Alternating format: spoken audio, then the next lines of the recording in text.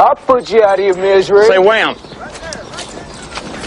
Like and subscribe. Like I said, is it even a dirt bike video without dirt bikes in the background? It's Jorge Prado gonna go back to KTM. For him, hopefully so. KTM would be throwing him a lifeline at this point. He came over here with Factory Cowie, and supposedly they paid him well. And if Cowie's paying you well, they want you to win. They could sit here and say, oh, we'll grow with you, this and that. If they're paying him millions of dollars or even $1 million a year, whatever, like, they want wins, or they want you up towards the front. They don't want somebody who's sitting here complaining about the bike all the time, blaming the bike. If Prado goes back to KTM, he'll get back on equipment that he's familiar with. He's basically been riding KTM since 2011.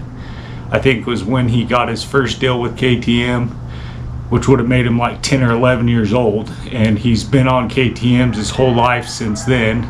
Well, he was on gas, which is a KTM, so I think that would be the best bet. I feel like he would definitely be more comfortable.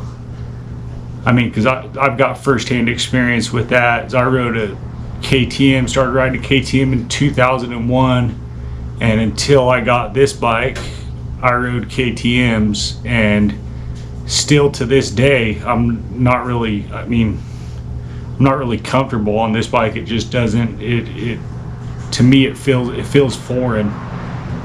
It feels like it sits too high in the back end and doesn't turn. KTM actually turns pretty good, like compared to this bike. This bike goes in a straight line good though, but you more or less have to like turn, get it pointed straight, and then you're good. I think what would be best for Prado, take a pay cut on your salary, get your good bonuses, and get back on equipment that you're familiar with and start putting it up towards the front of the pack, and then let the results speak for themselves. I mean, it's still going to take, still in America it's different than it is in Europe, obviously. Food's different, travel's different, more races. Supercross is the big kicker, because they don't learn that in Europe. In Europe it's straight up motocross. From a young age, the kids in America, the emphasis is so heavy on supercross that the kids from a young age here are, that ultimately is the goal. For the kids in Europe, the goal is world championship motocross. So I feel like he starts off behind the 8 ball as it is. He came over here, and I want to say it was 2023, no, it would have been 2024. Rode like 3 supercrosses. He was riding for Troy Lee Designs, because they were the gas factory team at the time. Did pretty good. I think the best one he had was like a 7th or something. So there was signs of hope.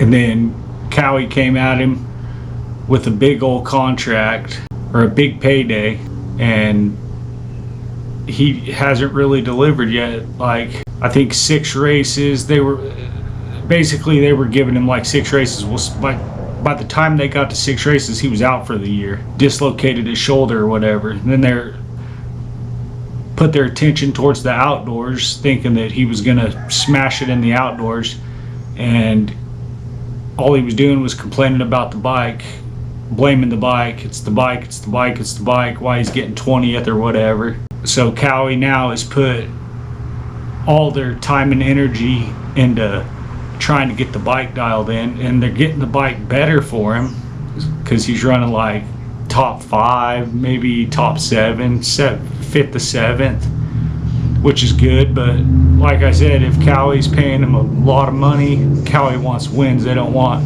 5th to 7th. They didn't hire him with the intention of him being a 5th to 7th place guy. They hired him to be on the podium, especially if they paid him a lot of money.